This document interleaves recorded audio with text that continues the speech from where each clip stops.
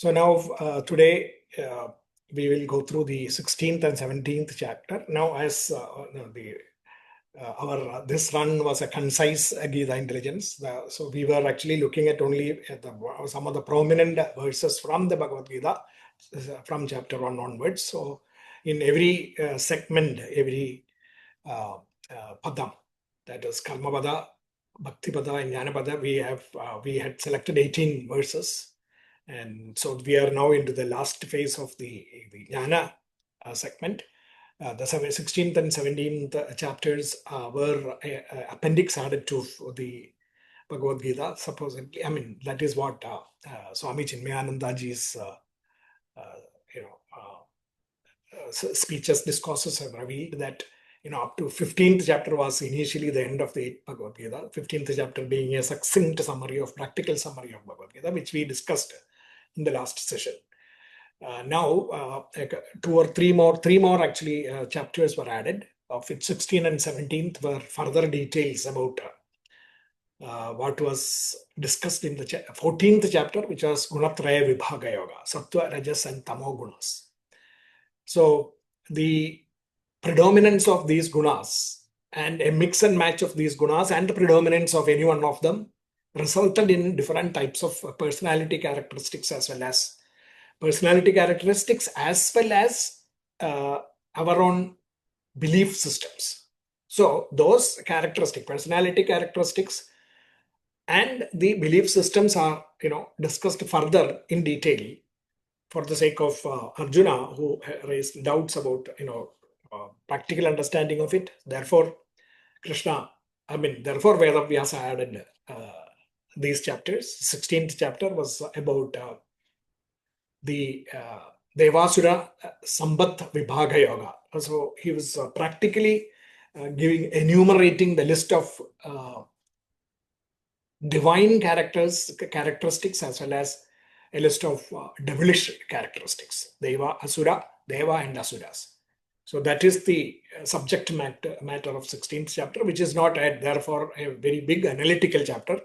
It is a list of enumeration of these characteristics which we look at. But there is, towards the end of it, there is a small analytical aspect, the intelligence aspect, which is about how you actually are able to control your anger and greed. And then comes the 17th chapter, which is about belief systems, how your faith is shaped, and which is basically what we are looking at. So there are two aspects of 16th chapter talking about the divine versus the devilish, differentiating between them. So Devasura, Sambat, the wealth of divine and devilish characteristics, differentiating those and identifying what is what, and what is devilish, what is divine. 17th chapter talks about the Shraddhatraya Vibhaga Yoga. Shraddha, the belief which is conditioned by knowledge, that is Shraddha. So belief is conditioned by knowledge of three types: sattvic knowledge, rajasic knowledge, and tamasic knowledge. So when the knowledge is predominantly tamasic, what happens to your belief systems? When the knowledge is rajasic, predominantly rajasic, what happens to your belief systems? And when that knowledge is predominantly sattvic, pure, then how does it reflect in your belief systems? Therefore, so these things are practically demonstrated through comparisons and examples, which we will quickly look through. So let us start with the divine qualities that are listed in this chapter. So there is a host of divine qualities, divine wealth. And if you look at it, it is listed there, and it is listed in more or less the order in which it is actually brought out in the chapter also, starting with fearlessness, purity, and steadfastness in knowledge. So Abhayam, Tattva Samshuddhi, Jnana Yoga Vyavasthiti. That is how the chapter starts. So these are the three fundamental qualities that are required to be divine in nature. And the rest of the things which are listed here, of the several qualities that are listed in this in the list here, are basically born out of these three things: Abhayam, Tattva Samshuddhi, Jnana Yoga Vyavasthiti. Fearlessness, purity of thought or mind, and steadfastness in knowledge. Jnana yoga vyavasthiti, steadfastness in knowledge. So if you have knowledge, there is no compromise in the application of that knowledge because of impure thoughts or because of fear. So that is basically what knowledge has to be applied fearlessly and for pure intentions, with pure intentions. Such a character is actually divine. And then the rest of the slogas talk about how greed produces anger, because we are greedy about accumulating wealth, accumulating possessions, etc. And what happens is, if you don't get it, then anger results. So greed is actually resulting in anger. And the greed comes from selfishness. The me feeling, me feeling. And because of which comes lots of qualities: hypocrisy, arrogance, pride, conceit, and all the rest of the qualities that are listed. Again, these are the devilish qualities listed in the chapter. Several verses are listing these characteristics. So, I mean, we don't have to go through that. The list is very clear, and all of us understand these characteristics. But the root is that it is out of greed, and greed which produces anger, and that greed is produced by selfishness. So it is about selfishness that is at the root of all this, producing greed and anger, and these qualities. So, okay, so that actually covers almost all the 16th chapter by listing out all those qualities. But we have to actually let us reflect a little bit on this and look at the 15th chapter in connection with the 15th chapter, which is the message of Bhagavad-Gita also. It is about the self.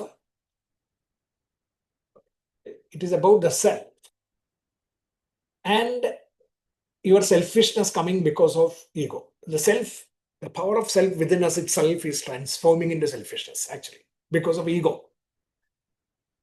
And we run after fleeting pleasures of, satisfying my whims and fancies, of my intellectual arrogance, my emotional, well-being, for my own emotional satisfactions, and pleasures, and the satisfaction of my pleasures through the senses.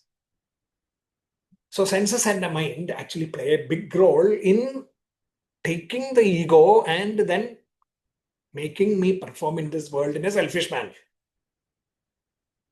thereby producing the qualities of my mind outside, in the outside world, just like the air when it passes through the flower and comes out of it, brings with it the vasana of the flower, the smell of the flower. Similarly, the vasanas in my mind are brought out through my actions, thoughts and actions. So thoughts get contaminated by these vasanas, which are actually completely enmeshed in ego and going after fleeting pleasures. And then it comes out as my actions to satisfy all those things, the qualities of the mind. But if the ego is cut, nirmana moha, jita sangatosha, dhyatma nitya, vinivritta kama, dhundair vimukta, sukadukka sajnai, if you do that, then I reach the state of the self. The ego vanishes and I become embodiment of selflessness. So ego has to be, the selfish ego, selfishness has to be completely rooted out. And using the acts of detachment. That is the message 15th chapter gives. And then what happens is my actions are steeped in YTSP, that is Yajna Tyaga Samarpana Prasada Bhavas. Yajna Tyaga Samarpana Prasada Bhavas. That is what the Karma Yoga taught us. So my actions become yajnas, sacrifices.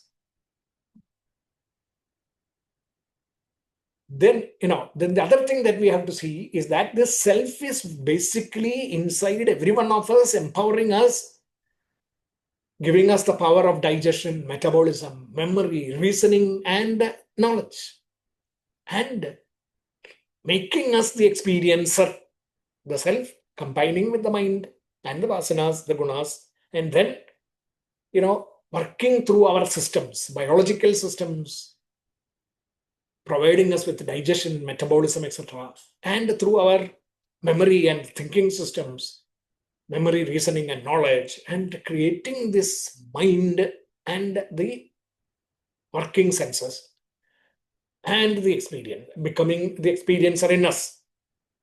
And we live in this world.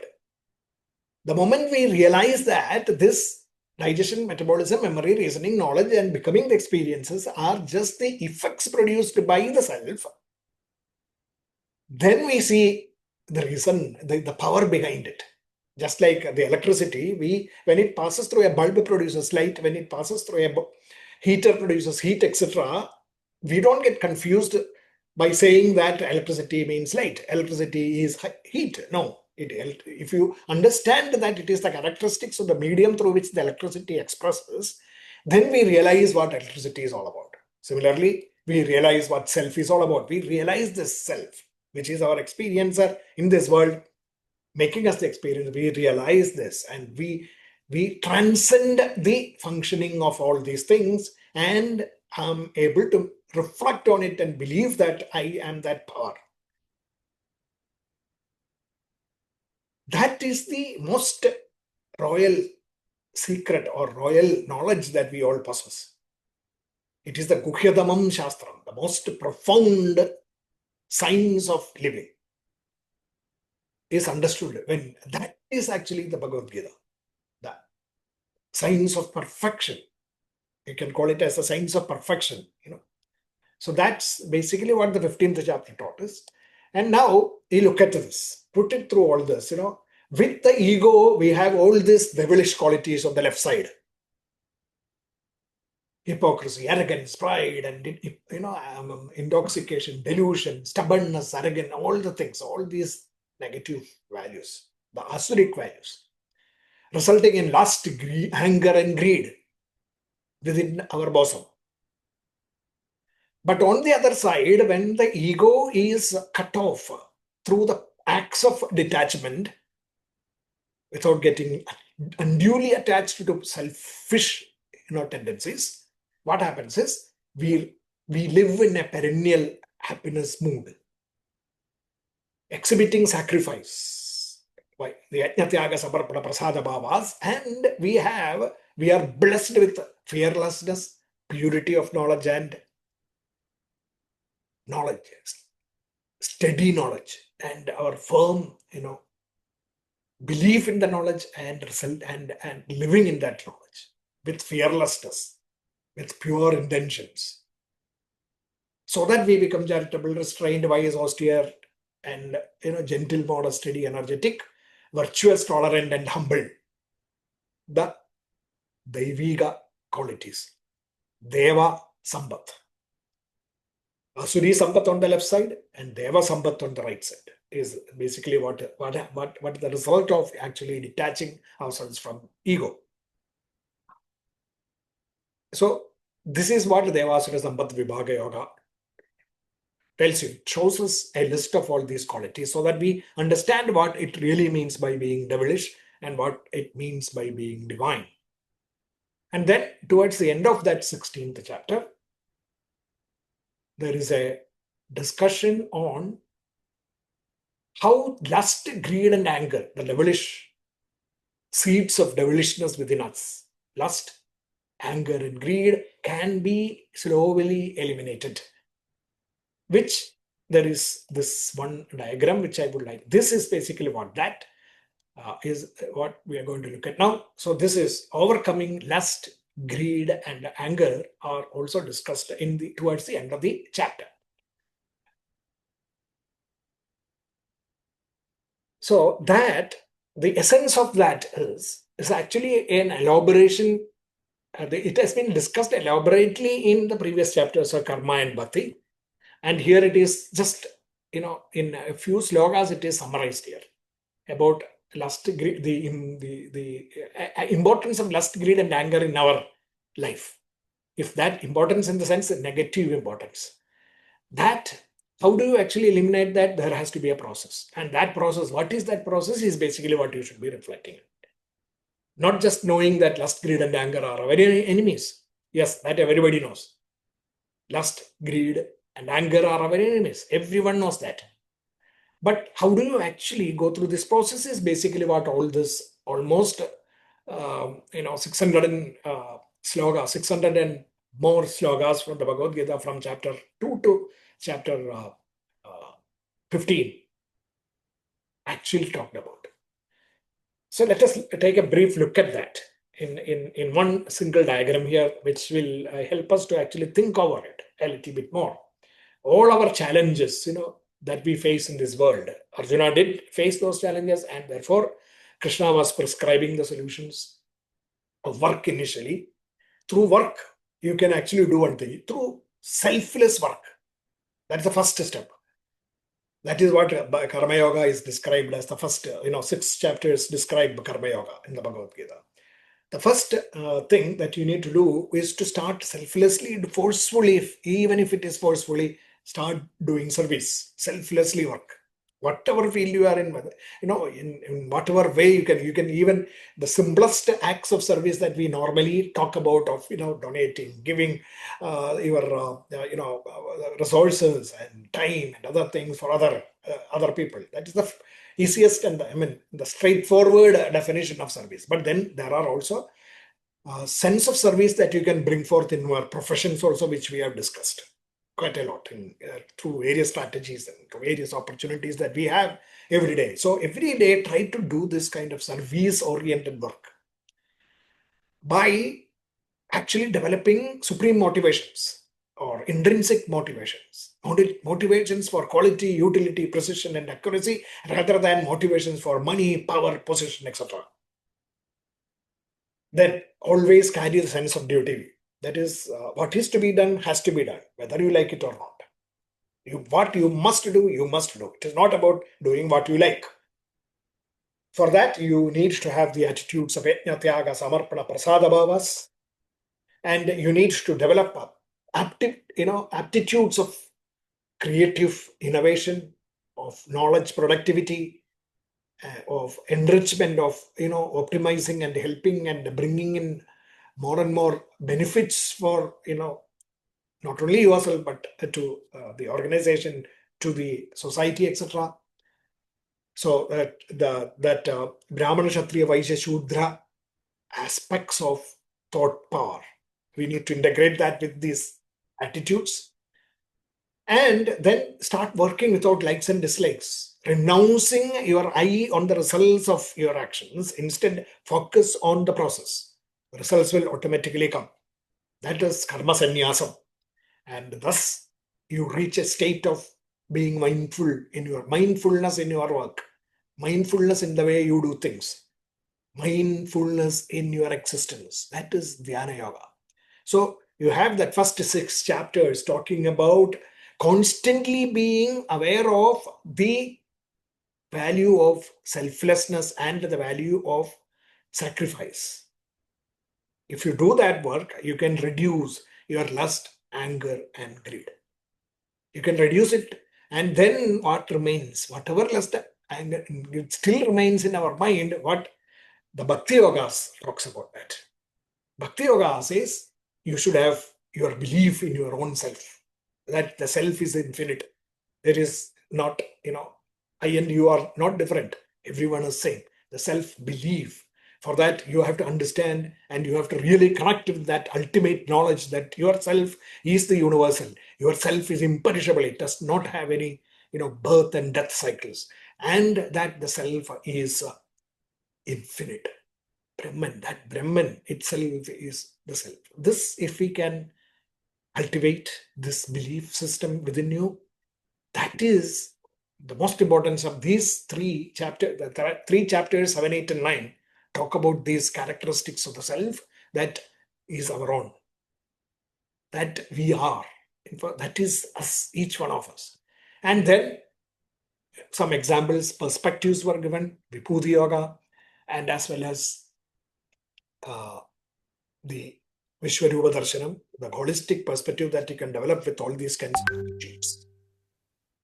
And thus you reach a state of inspiration with the self, love, intense love for the self. And you can never think of cheating your own self, yourself.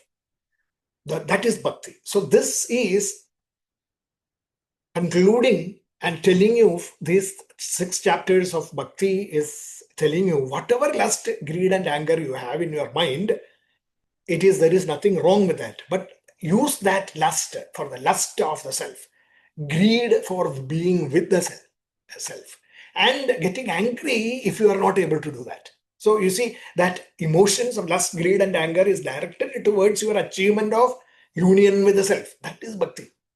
So the same 3 gateways to hell are now changed to become gateways to self. Lust, greed, and anger. Lust for the self. Lust for the quality, utility, precision, accuracy. Always, striving for that. Lust, and then, anger. Anger if you cannot do that.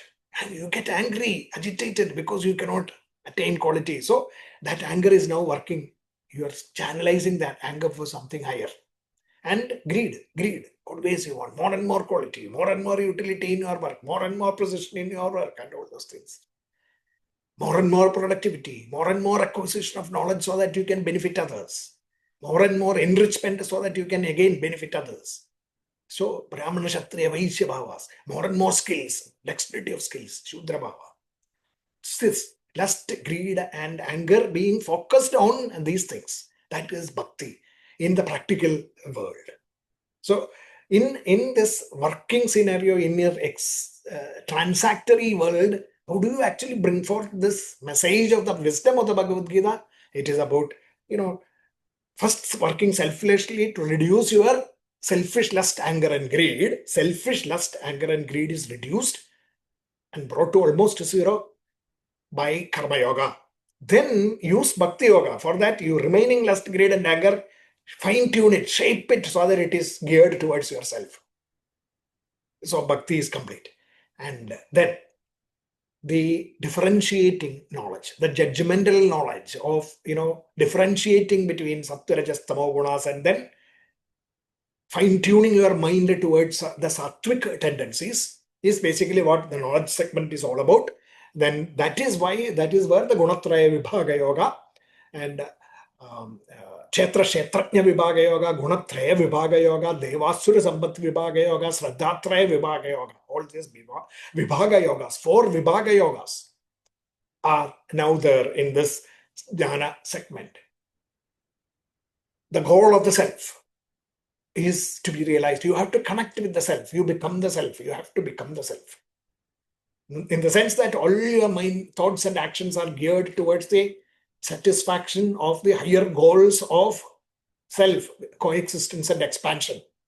Sacrifice, so that you, whatever you think, whatever you do, are geared towards these 2 value systems. The symbol value systems of coexistence and expansion, which is the personification of Brahman. So, that is knowledge. And for that, you need to understand your inherent tendencies, play around with it, reduce your tamas and reduce your tamasic rajas, etc. And fine tune your rajas such that your sattva guna is always projected. And for that, you also need dispassion and discrimination, mental qualities, and so that your faith, belief systems are shaped. That belief system shaping is basically what the 17th chapter is all about. And this is how actually, you first reduce the lust, greed, and anger, then refine the lust, greed, and anger, which is through bhakti. And then ultimately, with this understanding of the intricacies of the way the gunas and etc. play a role in our mind shaping, we are redirecting our mind using this lust, greed, and anger towards the self, the knowledge. So this bhakti and knowledge come together actually speaking. You need to redirect lust, greed, and anger towards the self. And for that, you need to understand these details, the knowledge. That is the Jnana Yoga. So bhakti and jnana come together. That is, it is very evident in our scriptural systems also, that the coexistence of bhakti and jnana. It's very existent because you take Bhagavata Purana. Bhagavata Purana is neither just a bhakti document nor a knowledge document. It is a combination of both. Bhakti and Jnana are actually integrated into the stories in the Bhagavad Purana. So the lust, greed, and anger, controlling the lust, greed, and anger is actually basically the aim, the goal of karma, bhakti, and jnana yogas. That is how the 16th chapter is closed. And now the 17th chapter started discussions on the three types of Shraddha, belief systems. Belief plus understanding is what is called as faith.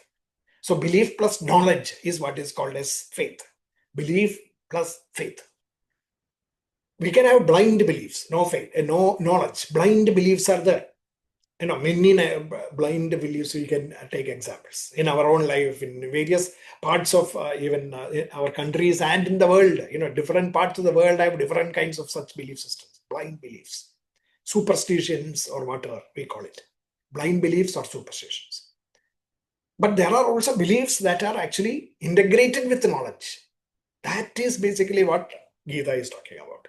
Now, the knowledge can be three types.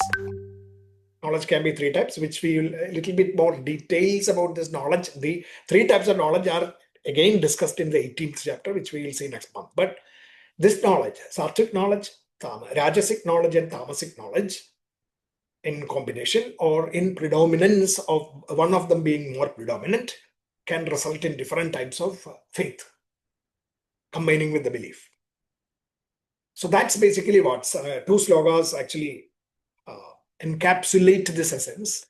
17.4 and 17.23 have chosen in the concise GI.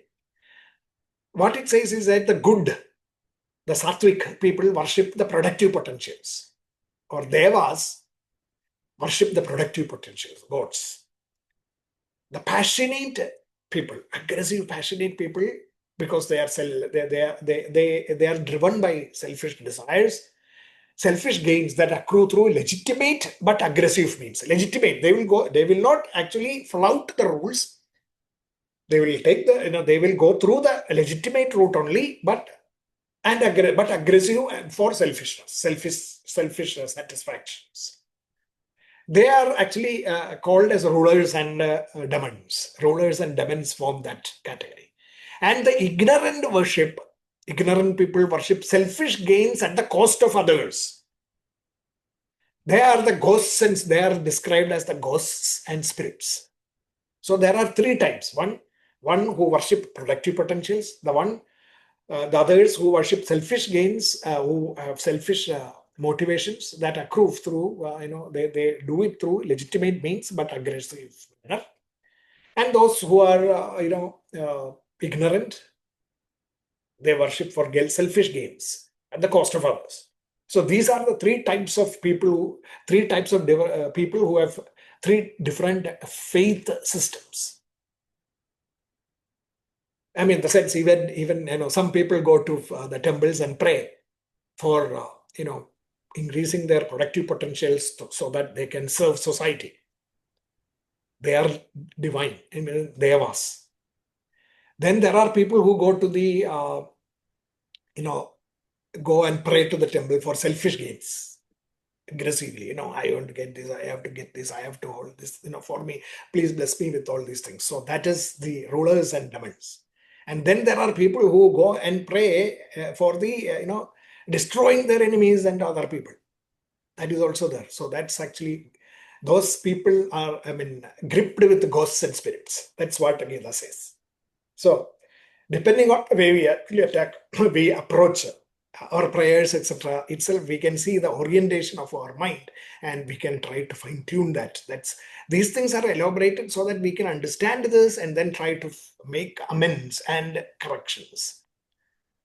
And then it says that way we can engage in different types of charities, different types of worships, different types of austerities, worship, and duties and karmas, etc. Our work, and also charity, etc. We can do that, but when we actually do all these things, that is what in 1723 it says. We will slightly see a little bit more elaborate descriptions of that now. Om Tat Sat is the triple designation of the infinite, the Brahman. Om Tat Sat are the notations with which we actually invoke the power of Brahman, by which the goodness, knowledge, and the sacrifices, everything is created by the milking of this Om, Tat, and Sat into all our thoughts and actions. Is basically how the Gita, Bhagavad-Gita finishes, completes the discussions, detailed discussions of the subjects under purview for Arjuna. Thereafter, 18th again summarizes the whole of Bhagavad-Gita. So that is the next chapter. So virtually this is the end. And that is why Om Tat Sat is described here, is discussed here. We can all, in all our actions, ritualistic actions that we perform using mantras and all, and also the chanting of various kinds of prayers, etc. We end those with Om Tat Sat at the end. That actually has come about from this actual significance of Om Tat Sat. Maybe people do not understand the significance of Om Tat Sat when they do it. But when we really understand the significance, then it becomes more and more beautiful and meaningful to our minds. Okay, Om Tat Sat is a triple designation of Brahman. That's how it is summarized. We will take a look at that a little bit more in detail also. So you can see that we are all powered by hopes and aspirations. All of us, our life, we have hopes and aspirations. We have actually seen the theory behind that in terms of in the Upanishads, Mandukya Upanishads, and the various Upanishadic knowledge, out of which the Mandukya actually summarizes the whole thing. Only this subject is discussed in Mandukya Upanishad. We have this power of the self, the infinite power, the Brahman, getting encapsulated within each one of our systems as the prajna, the root, involuted, undifferentiated consciousness. Okay, these terms are very technical, but there is no other English words can describe. In the sense we can describe that in detail, but we have already done that. But therefore, I am using only those words now at the moment. The involuted, undifferentiated consciousness. It looks very complicated at the moment. That is what the initial self, the Brahman within us, the presence of the Brahman within us, in this physical being, prajna. And that prajna then gets connected or expands into awareness through the senses and the mind and the senses that that develop within us as a child, and then initially as a within the womb, and then out as an individual child, infant child, teenager, then grows, the awareness grows, mind grows as an adult and middle-aged person and an older person, whatever, that growth, it continues, that expansion of awareness. That is the, there is at each and every stage of our life, we have hopes and aspirations that drive us. That is what the Mandukya Upanishad says. So from prajna, which is involuted and undifferentiated, there is nothing. It is all, laying in a circle, infinite circle. No outward this thing. Then that gets connected because the physical device develops. Hands, nose, all those things, this senses. And then we start, interacting with the outside world, gaining physical knowledge as well as spiritual knowledge, both, and then combining them together and start expanding through a process which is driven by hopes and aspirations. That is the way the mind works. The hopes and aspirations are called as the tejasa, the power that actually gives us tejas to actually express that in the outside world and create this world outside, which is the Vishwa. So we have prajna, tejasa, and the Vishwa, the three states of consciousness. That is how we expand into this world. So these hopes and aspirations, because of our sattva, rajas, tamo gunas, which are, shrouding the mind, tamas and tamasic rajas predominating, then we have false hopes and aspirations. Not good ones, false hopes and aspirations. This false hopes and aspirations gives rise to wasted actions. And wasted actions result in useless knowledge. Useless knowledge, therefore wrong thinking. And we are, completely wrong, delusionary thinking. We become, excessively indulgent, selfish, indulgent, and thus we become asuras. So asuras, when you say asuras, that is what, it is our own mind becoming the asura throughout this process. Or it can also be, it is not excessive indulgence only, but it is also criminal, sinful, and demonic, destructive kind of mindsets. That is when we become a Rakshasa. So we will either become a Asura or a Rakshasa based on our false hopes and aspirations resulting in wrong knowledge and wrongful thinking. That is how we become Asuras and Rakshasas. And then, of course, we start worshipping Devas based on our tendencies. That is, that's what, and then therefore our belief systems are oriented towards, such things as that. That is the general state of affairs of every human being.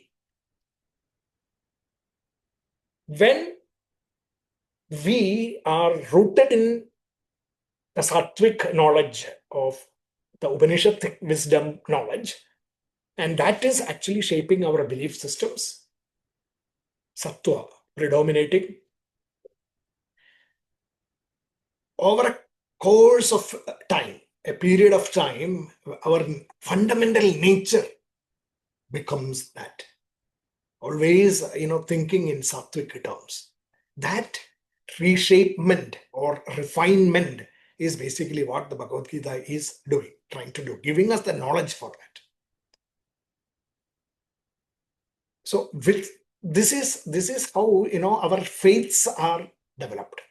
Our belief systems are developed through this process of practice, consistent, persistent practice of the sattvic value systems.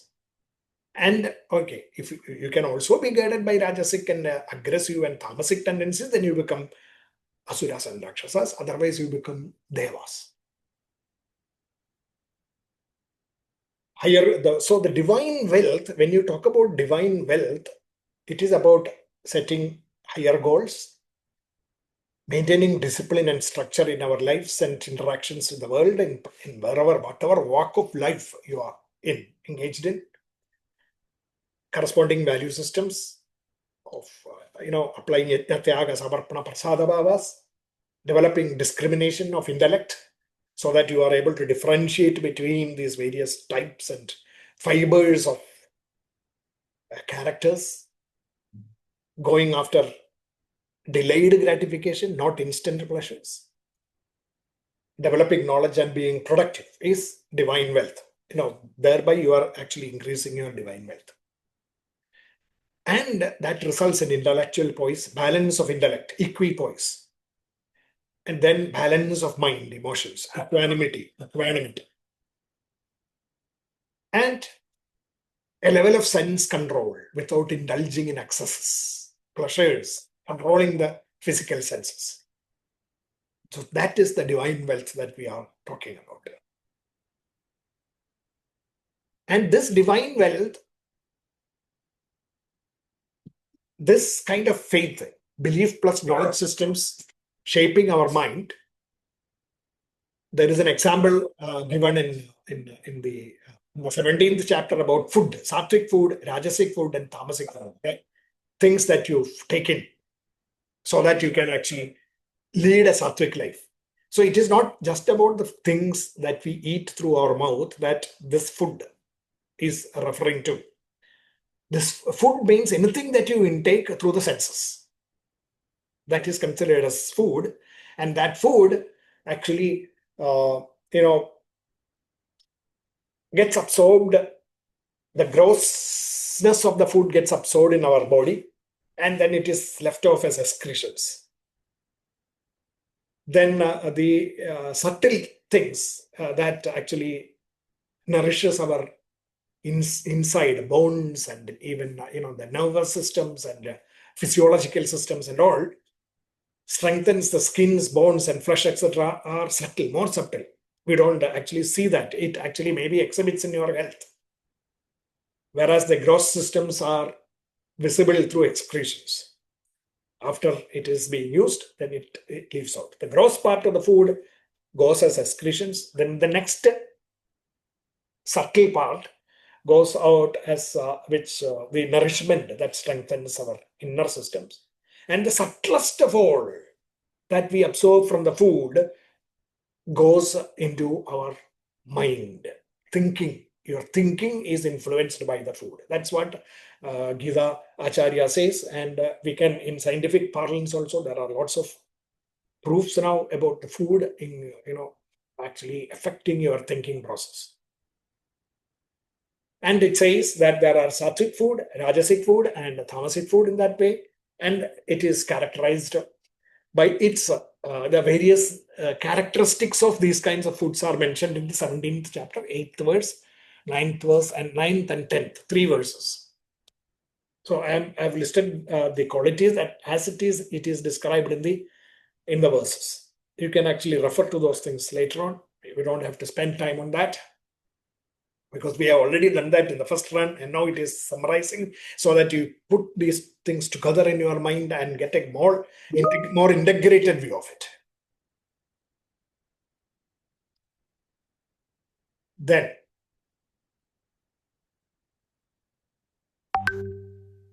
there is the 3 verses 11, 12, and 13 talking about sattvic sacrifice, rajasic sacrifices, and tamasic sacrifices. How, when you do yajna, sacrifice, there is tamasic sacrifices, which are contrary to what is prescribed in the scriptures. In the sense, Bhagavad-Gita also talks about various ways of doing things. And if you actually do on contrary to that, but you make a lot of sacrifices to do that, doesn't mean that it is sacrifice. No distribution of food or gifts, no faith, and no methodologies are followed. Those are all tamasic. You do things without any methodologies. But wherever it is, even in your workplaces, there will be a lot of manuals and methodologies and processes and procedures set. And if you are not doing those things accordingly, then it is tamasic. Rajasic, with a desire for results for yourself, for showing off your opulence and or your knowledge or things like that. Vanity and sense of power. That is basically rajasic sacrifices. You do things for those kinds of ends. And sattva, sattvic sacrifices, yajna, is done with no desire for the results, as enjoined in our, in the manuals and scriptures, with firm faith and sense of duty. So these are the 3 types of sacrifices that are described with examples. And then what is austerity that is described? The austerity is the means of fine-tuning your body and mind. Your body and mind has to be fine-tuned to maximize their performance. That is termed as austerity. It can be either both, bad for bad things as well as good things. So again, there are 3 types.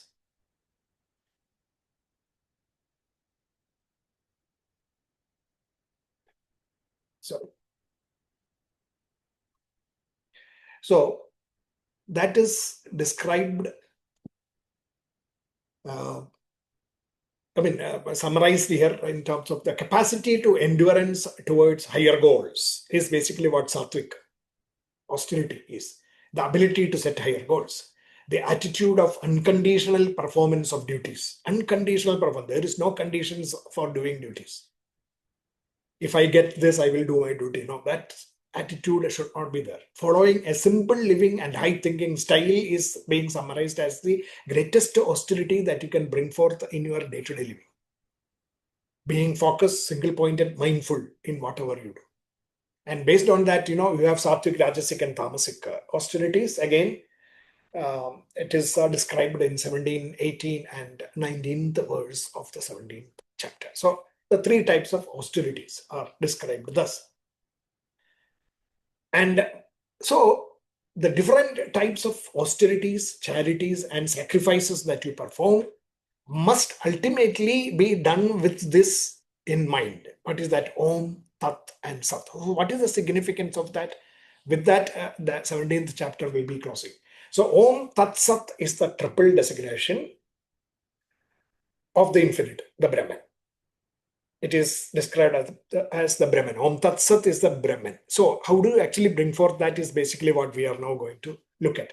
By these three are all goodness, knowledge, and sacrifices of all created. So, this is what the Gita declares. Therefore, how do we apply this? Is what basically we have to look at. Every action produces a result. The fruits of that action does not depend not only on the action that you do. Actually, at that point in time, whatever you do, it's yes, it is not only that decides the nature of the fruits of your actions, the results of your actions, but it depends, that we must understand on the purity of the intentions and motivations. That is why Karma Yoga, the second chapter onwards, the starting point of the discussions that Krishna had with Arjuna was about this intentions and motivations. First step, Karmanyevadhikarasthaya ma bhaleshu kadajinaha, that 2.47.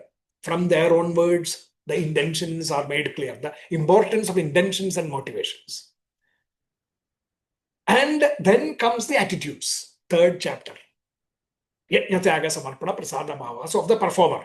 So it is your intentions and motivations and the attitude with which you do things are important. It is not just the physical action. The quality of the intentions, therefore, shape the nature of the results of your actions. So the faith, the Shraddhatraya Vibhaga Yoga ultimately says that whatever you do, your intentions and motivations should be fine-tuned with the thought of Om, Tat, and Sat. In whatever you think and whatever you act in this world, you should do that. That is why it is being summarized thus. This is signified by the triple designation Om. Om represents here the transcendental absolute, the supreme, the infinite. Om represents the infinite. Infinite that is beyond the manifestations. And Tat represents the manifested universe. That aspect of it. Tattvamasi, Tat Tvamasi, that which is everywhere. The universal truth. And Sat represents that infinite power which is manifested as Tat, expressing through your mind as the Jiva, the Atman, the self. The reality that you, physical reality that you, every individual is. The universe, if you look at the universe, if there is nothing in this world, you will not actually see anything. Even though it is the manifested universe, still that has to be expressing through some medium. Stones and trees and animals and human beings. Everything that now it works through each one of this and expresses itself. That is the physical reality, is what basically what we are now talking about. That. So it is that infinite as the universal and as the individual, that same thread in everything. That thread is me. If you understand that, then the way you actually start looking at the world will be different. That's basically the significance of actually thinking of Om Tat Sat in every actions and concluding every action with a Om Tat Sat.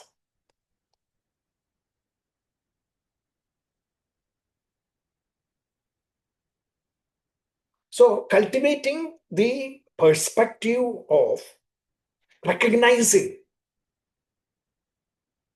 the reality of the world in which we live, everything, the reality, the real thing in everything that is in this universe is that self. And that self is nothing but the physical manifestation of the universal energies, which in turn is derived from the absolute transcendent reality, which is Brahman, the infinite. Gives every one of us the true perspective of the web of life. So we can now understand the web of life. If we start seeing this sutra, which gives the jewel, which creates the jewel. Sutre Maniganaiva. The beautiful necklace with different types of colorful beads as a necklace. It is single necklace, but what is it that is keeping it as the necklace? There is that invisible thread that is linking everything as a single entity. So as a single entity, the necklace, we are all beads in that necklace. Always being reminded of this connection between the real, the universal, and the absolute. Om Tat Sat, or Sat, Tat, and Om. Okay. In all walks of life gives meaning to our life, our fullness of our life. So anything and everything that we engage with, always be aware of Om, Tat, and Sat in that. That is how the discussions of the whole of Bhagavad-Gita is also ended. And that is how we should also be actually summarizing every thought, word, and deed. To invoke the divine concept of that absolute, infinite, transcendental Brahman is to free our personality of all limitations imposed. Because the infinite is infinite. Became the universal, then automatically the universal looks confined to within certain ground rules. And then each individual, we look very feeble and limited, but we are not. It is only the physical frame. It is only the universe that is limited. It is only our physical frames that are limited. The infinite is boundless, beginningless, absolute. That is what our Om should remind us. Tat indicates the oneness of all living creatures. That everyone is the same, that universal energy. So that should help us to work without ego. We have to actually develop this faith system.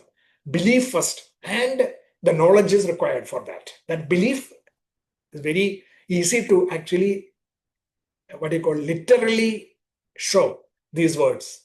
But then to have the knowledge is more important. And when you have the knowledge, that is what the 600 plus verses of the Bhagavad Gita up till this point was talking about. It will be about 625 or something like that. Slogas are over.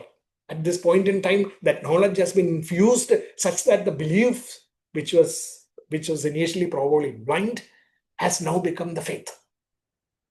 And that faith is basically what should be driving us, so that Sat within us, the reality within us, indicates that truth, that identity of each one of our Atman with that infinitude. Om Tat Sat. Therefore, the utterance of Om are the acts of sacrifice, gift, and austerity as enjoined in the scriptures, always begun by the students of Brahman. Uttering Tat without aiming at the fruits, without any ego, selfishness, are acts of sacrifice and austerity, and the various acts of gifts performed by the seekers of liberation from limitations. The word Sat is used in the sense of reality of the goodness. Everything is available within us as goodness of coexistence and expansion. And also, the word Sat is used in the sense of auspiciousness of the thought processes that is derived because of our coexistence and expansion being the motivations. So coexistence and expansion is the motivation that is driving me. And because of that, what happens? The actions that I perform become auspicious. Sat, auspiciousness in our actions. Devotion to sacrifice, austerities, and gifts, charity, etc., is also spoken of as Sat. And even actions in connection with these is called as Sat. So anything that you do with these intentions is called as Sat. Om Sat Sat. Every good action in this world is Sat.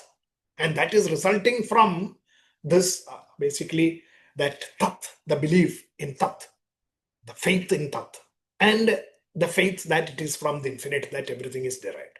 So Om Tat Sat is a chain of belief systems. It's a chain of actually belief systems empowered by this infinite knowledge. That should be actually making everything, all our thoughts and actions auspicious. So a mindset of sacrifice, yajna, tyaga, samarpana, prasada bhavas, is reflection of the infinite. So that is the net summary that we get from the Bhagavad-Gita. The mindset of sacrifice is nothing but the reflection of that infinite within us. Every act then becomes selfless sacrifice and becomes divine. Divine actions are auspicious and good. Goodness, auspiciousness. This devotion, this is devotion. The way existing in this world, in this particular manner, is what is called as devotion. And it is true existence. That is when you are existing in the grand design of the infinitude, the Almighty. So, this is what Gita is teaching us. Whatever is sacrificed, given or done, and whatever austerity is practiced without faith is called as asat, without. And partha, it is nothing or here. So the negative thing, if you don't do it, then nothing. It is nothing and it is not for anything. And you are doomed. That is the ultimate message that Krishna gives. And the ultimate faith, therefore, with which we should be living in this world is that I am the infinite. I am one with all Tat. And that is this belief systems. And therefore, my consequent actions and thoughts and actions. It's my pouring of devotion into this world. So that is the ultimate faith that the Sraddhatraya Vibhaga Yoga teaches us. And this is the ultimate faith that the Bhagavad-Gita is teaching us. And all the rest are details. The previous 16 or 17, this including the 17th chapter, everything else is details. And this one verse at the end, 1727, is basically what the ultimate message is. But we have to actually, understand the significance of this Om Tat Sat. Om Tat Sat. When you understand Om Tat Sat, then you have understood Bhagavad Gita. That is when the knowledge becomes clear within your minds. Okay, so with that, we will end the discussions on 16th and 17th chapters in summary. But there is one more chapter remaining, which is the 18th chapter. So when we are discussing the whole of Bhagavad Gita, we cannot go without discussing 18th chapter, because that is the summary. And that is also one chapter Bhagavad Gita. You can call it as the one chapter, Ega Dhyaya Bhagavad Gita, or something, whatever it is called as. One chapter. That is the whole of Bhagavad Gita, which we will discuss in the next month. We will come to that on the 9th of January, which will be our final session. Before we close with the discussions and summary from Anandji also, let us actually chant the Gita Arati and the concluding slokas, and then thereafter we will do that.